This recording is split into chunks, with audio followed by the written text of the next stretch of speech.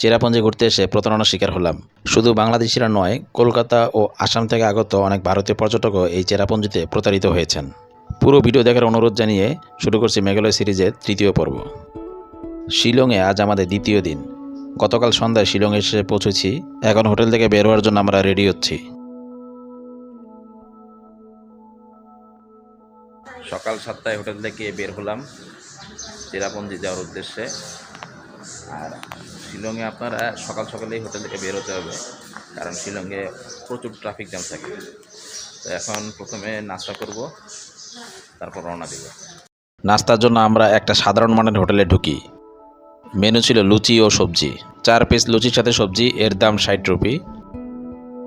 খাবারের টেস্ট মন্দ না, তবে আমাদের বাংলাদেশের সবজি শেষ হলে থোড়া দেওয়ার যে নিয়ম, এখানে সম্ভবত সেই সিস্টেম নেই। খাওয়ার পর 1 কাপ দুধ চা 10 রুপি, অর্থাৎ সকালের নাস্তার জন্য 70 রুপি খরচ। খাওয়ার পর এখন চেরাপুঞ্জি যাওয়ার জন্য গাড়ি ঠিক করতে হবে। এজন্যই আমি মেঘালয় সিরিজের প্রথম পর্বে বলেছিলাম যে আপনারা একসাথে 3-4 দিনের জন্য গাড়ি বুক করবেন, তাহলে প্রতিদিন এই গাড়ি খোঁজে ঝামেলা পোহাতে হবে না। ভিউয়ার্স, শিলং শহরটা অনেকটা গ্যাংটক শহরের মতোই। একই ধরনের রাস্তাঘাট, রাস্তার দুই পাশের দোকান, অনেক টুরিস্ট কার, গ্যাংটকে যেরকম দেখেছি। অনেক খোঁজাখুঁজির পর আমরা 4 সিটের একটা ট্যাক্সি রিজার্ভ করি চেরাপুঞ্জি সাইট সিইংয়ের জন্য। চেরাপুঞ্জিতে আমরা যে সকল স্পট দেখব: Mount okay valley view point, Wakaba falls, Nohkalikai falls, Cherrapunji eco park, double decker root bridge, 7 sister falls, Weisawdong falls, Dainthlen falls, অর্থাৎ আমরা মোট 8টি স্পট আজকে কভার করব। ট্যাক্সি আমাদের চেরাপুঞ্জির এই সব স্পট ঘুরিয়ে আবার শিলং পুলিশ বাজারে নামিয়ে দেবে। এর জন্য আমাদের ভাড়া দিতে হবে 2000 রুপি। এখান থেকেই প্রতারণা শুরু, কারণ চেরাপুঞ্জির এই 8টা স্পট সাইট সিইং করা, তারপর আবার শিলংয়ে ফিরে আসা, এর জন্য গাড়ি ভাড়া মিনিমাম 3000 থেকে 3500 রুপি পর্যন্ত নেওয়া হয়। কিন্তু আমাদের ড্রাইভার মাত্র 2000 রুপিতে রাজি হয়ে গেলেন। তখনই সন্দেহ করেছিলাম ডাল মে কুছ কালা হ্যায়। যাত্রা শুরুর প্রায় 40 মিনিট পর আমরা পৌঁছে গেলাম আমাদের দিনের প্রথম spot mount okay valley view পয়েন্টে। দারুণ একটা ভিউ পাচ্ছি এই মাউন্ট ওক ভ্যালি ভিউ পয়েন্টে। দুই পাশের পাহাড় ইংরেজি ভি লেটারের শেপ ধারণ করেছে। দর্শক, আপনারা এখানে দুই পাহাড়ের মাঝখানে জিপ লাইনিং করতে পারবেন। জিপ লাইনিং করার জন্য আলাদা টিকিট করতে হয়, তবে আমার এত সাহস নেই জিপ লাইনিং করার, তাই আর জিপ লাইনিং করলাম না।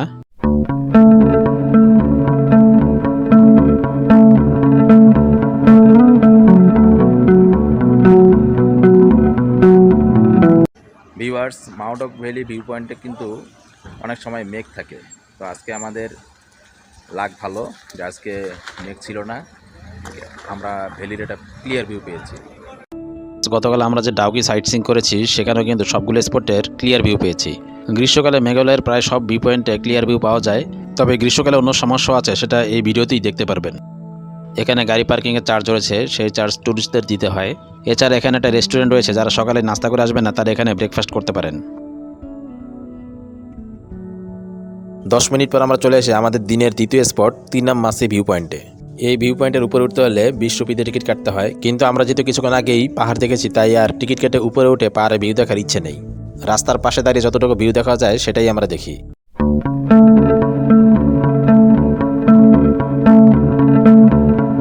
এখন যাচ্ছি দিনের তৃতীয় স্পট দেখার জন্য, তবে এবার আর কোনো পাহাড় নয়, এবার একটা ঝর্ণা দেখব। আর রাস্তার দুই পাশে যেই ভিউ, এটা তো ফ্রি পাওয়া। দর্শক বন্ধুরা, আমার এখনও বিশ্বাস হচ্ছে না যে মাত্র 2000 রুপিতে আমরা চেরাপুঞ্জি এক্সপ্লোর করছি। চলে এলাম ওয়াকাবা ফলসে। যেহেতু প্রচণ্ড গরম তাই 25 রুপি দিয়ে এই আমুল কুল ড্রিঙ্কস পান করি। ওয়াকাবা ফলসে প্রবেশের টিকিট মূল্য 30 রুপি। গেট দিয়ে ঢোকার পর 10 মিনিটের মতো নিচে নামতে হবে। যেহেতু সিঁড়ি করে দেয়া আছে তাই কোনো চাপ নেই। দর্শক, আপনারা মূলত দুইভাবে চেরাপুঞ্জি ঘুরতে পারেন। একটা হলো এখানে মেঘালয় ট্যুরিজম বাসের প্যাকেজ আছে, সেই প্যাকেজের মাধ্যমে। তো সেই প্যাকেজের মাধ্যমে ঘুরালে তারা অলমোস্ট 6টা স্পট বা বড় জোর 7টা স্পট দেখাবে। এর মধ্যে ঝর্ণা আছে 3টা। নিচে নামার সময় দূরের ওই পাহাড় আপনাকে হাতছানি দিয়ে ডাকবে। ভিউয়ার্স, ঝর্ণায় যাওয়ার আগে একটা পাহাড়ের ভিউ পয়েন্ট চোখে পড়বে। দেখতে এলাম ঝর্ণা, পেয়ে গেলাম পাহাড়ের ভিউ, অর্থাৎ এক ডিলে দুই পাখি। এক পাশে পাহাড় আর অন্য পাশে ঝর্ণা।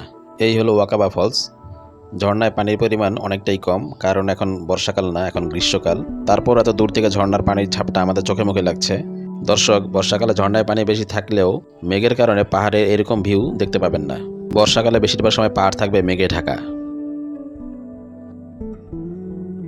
ভিউয়ার্স, আপনারা দেখতে পাচ্ছেন ঝর্ণার নিচে একটা রংধনু দেখা যাচ্ছে। Very interesting. এতদিন জানতাম আকাশে রংধনু দেখা যায়, কিন্তু ঝর্ণার নিচে যে রংধনু দেখা মিলে সেটাই প্রথম দেখলাম। তবে রংধনু যে 7টা রং, সেই 7টা রং নেই, 4টে রং আছে।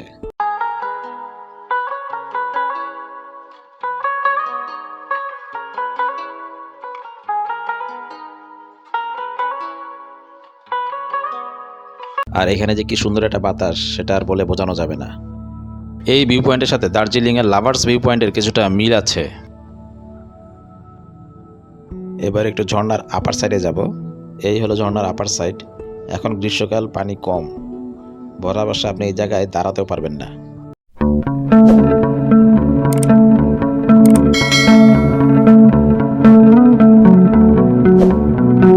এই পানিগুলো গড়িয়ে ঝর্ণায় যাচ্ছে। এখান থেকে পা পিছলে কেউ একবার যদি নিচে পড়ে তাহলে তার ভবলীলা সাঙ্গ হবে।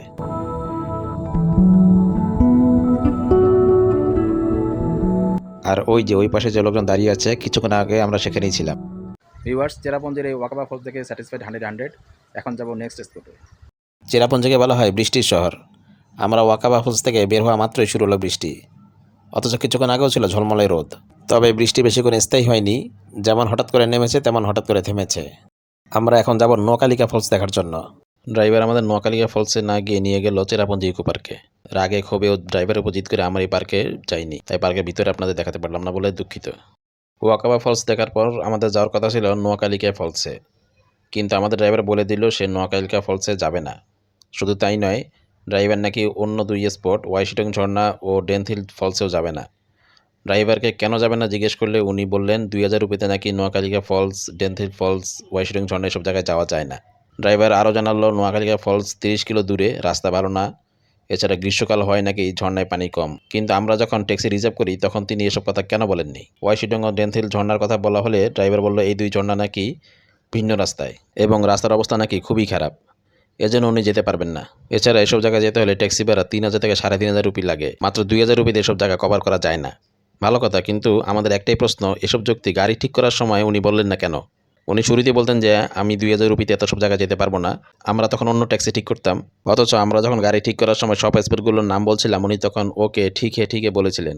যাই হোক, আমরা তাকে আরও 500 রুপি দিতে চাইলাম নোয়াকালিকায় ওয়াইশিটং ও ডেনথিল ফলস যাওয়ার জন্য, কিন্তু ওনার একটাই কথা, এসব ঝর্ণা সম্পূর্ণ ভিন্ন রাস্তায়, ঝর্ণায় পানি কম, গিয়ে লাভ নেই, এজন্য উনি যাবেন না।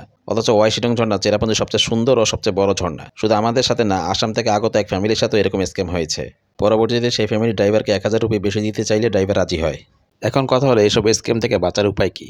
স্ক্যাম থেকে বাঁচতে হলে আপনাকে প্রথমে গাড়ি ঠিক করার সময় ড্রাইভারকে কোন স্পটে আপনি যাবেন সেসব স্পটের নাম স্পষ্টভাবে ড্রাইভারকে বলতে হবে, এবং ড্রাইভার সেসব স্পট চেনে কিনা বা সেসব স্পটে যাবে কিনা তা ক্লিয়ার হয়ে নেবেন।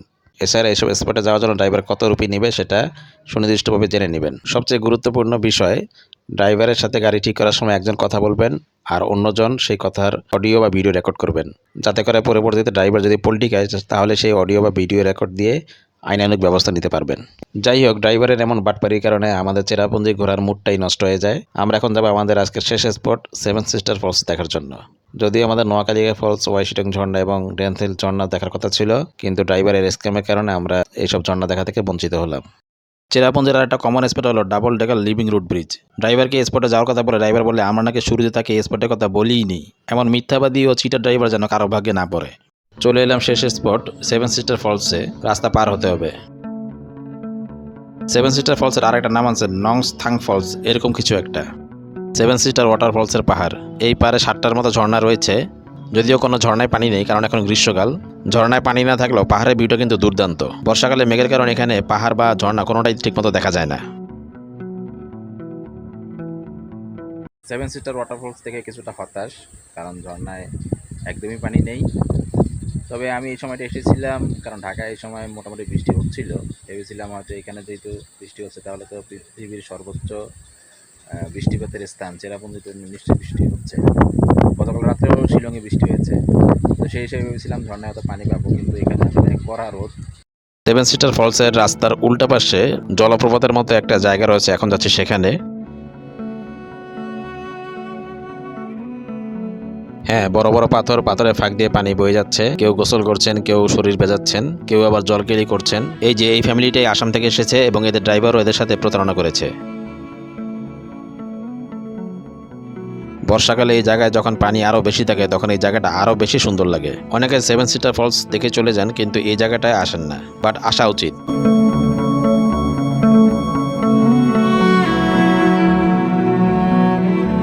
দর্শক বন্ধুরা, আমাদের চেরাপুঞ্জি সাইট সিনটা শুরু হয়েছিল সুন্দরভাবে, কিন্তু ট্যাক্সি ড্রাইভারের স্ক্যাম্পের কারণে শেষটা হলো হতাশায়। এখন আমরা ফিরে যাচ্ছি শিলং শহরে, বাট এটা ছিল আরেকটা ভুল। আপনারা চেষ্টা করবেন অবশ্যই একটা রাত চেরাপুঞ্জি থাকার জন্য, কারণ চেরাপুঞ্জির সব স্পটগুলো একদিনে কভার করা যায় না, কমপক্ষে 2 দিন লাগে। সবাইকে মেঘালয় সিরিজের শেষ পর্ব দেখার আমন্ত্রণ জানিয়ে আজকের ভিডিও এখানে শেষ করছি। ধন্যবাদ।